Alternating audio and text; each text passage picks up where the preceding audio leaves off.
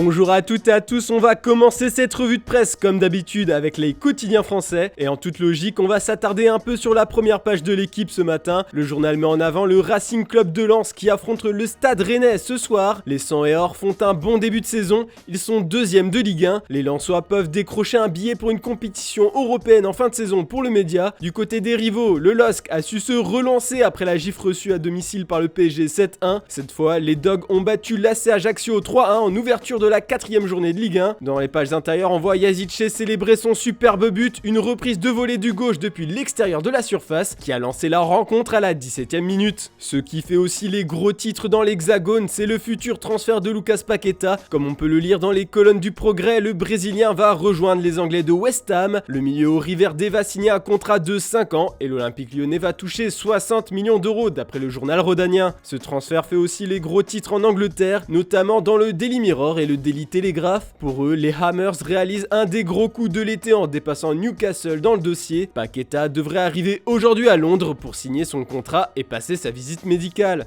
Ce n'est pas le seul gros mouvement du mercato qui enflamme la presse anglaise. Ces dernières heures, ça s'est accéléré en coulisses pour le transfert d'un Français à Chelsea. Bon, la une du Sun vous a spoilé le nom de ce joueur, on va parler de Wesley Fofana. Selon le quotidien, le défenseur de Leicester va rejoindre les Blues contre un chèque de 82,5 millions d'euros. Un transfert hors norme, titre l'équipe dans ses pages intérieures. Et comme le rapporte le Daily Mail, Fofana pourrait devenir le défenseur le plus cher de l'histoire. En effet, les différents bonus feront grimper la note pour Chelsea au-dessus des 87 millions du transfert d'Harry Maguire à Manchester United. D'ailleurs, la SSE, son club formateur, pourrait toucher jusqu'à 10 millions d'euros grâce aux 20% sur la plus-value négociée lors de son départ chez les Foxes en 2020. Enfin, ce samedi, l'arrivée d'Alexandre Isak à Newcastle embrase aussi le pays de sa majesté, surtout le nord-est de l'Angleterre. Le Suédois fait la une du Daily Express et du Daily Mirror qui affiche l'énorme prix du transfert, 58 millions de livres, soit un peu moins de 70 millions d'euros. Les tabloïds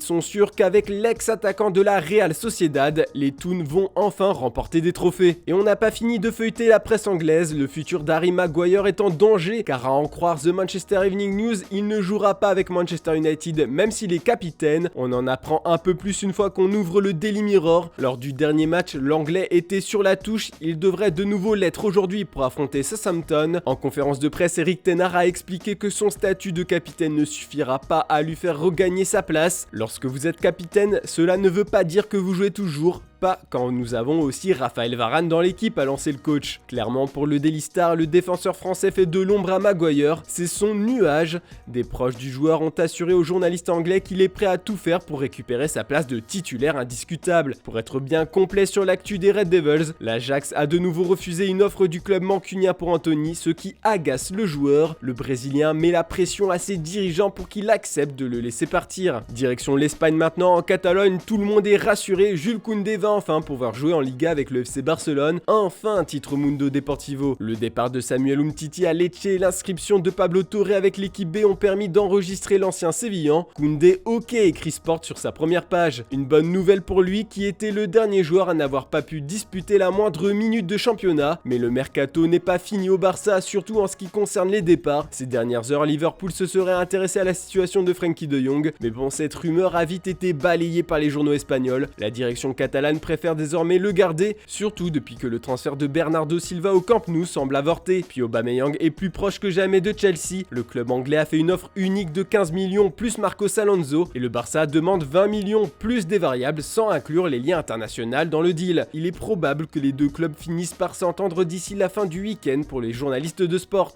On termine ce tour d'Europe en Italie, terrible première grosse désillusion dans la saison pour l'Inter hier soir. Les Nerazzurri ont été battus par la Lazio à Rome 3-1, ils ont pris une leçon pour la Gazzetta dello Sport. Et du côté du Corriere dello Sport, l'homme du match, c'est le coach des Romains, Sarri. Mais ce qui va le plus nous intéresser sur cette une, c'est l'affaire Cristiano Ronaldo à Naples. Vous le savez, CR7 veut jouer la Ligue des Champions et du coup le Portugais serait tenté par le projet du Napoli. Mais bon, les Partenopei ont bien l'intention de tirer profit de leur position de force, ils ont des exigences folles. Les dirigeants napolitains n'ont aucune intention d'acheter définitivement un joueur de 37 ans aux émoluments XXL. Du coup, le Napoli plancherait plutôt sur un prêt avec une prise en charge d'une grande partie du salaire par Manchester United. Et ce n'est pas tout, comme on l'a déjà vu hier, Naples veut bien vendre Osimhen aux Red Devils, mais pas en dessous des 100 millions d'euros. Voilà, c'est tout pour ce samedi, on se retrouve demain matin pour une nouvelle revue de presse. Bon week-end à toutes et à tous.